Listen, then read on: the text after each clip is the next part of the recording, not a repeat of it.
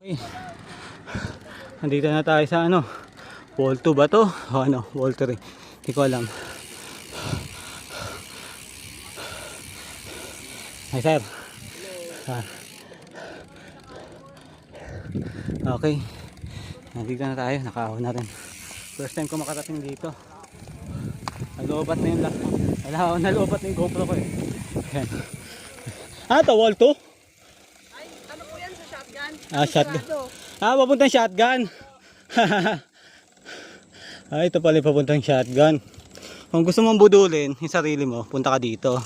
Kaso sarado pa daw. Ayun o.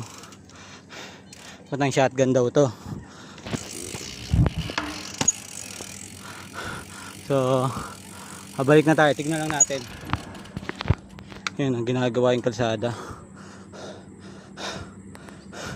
First time ko makarating dito.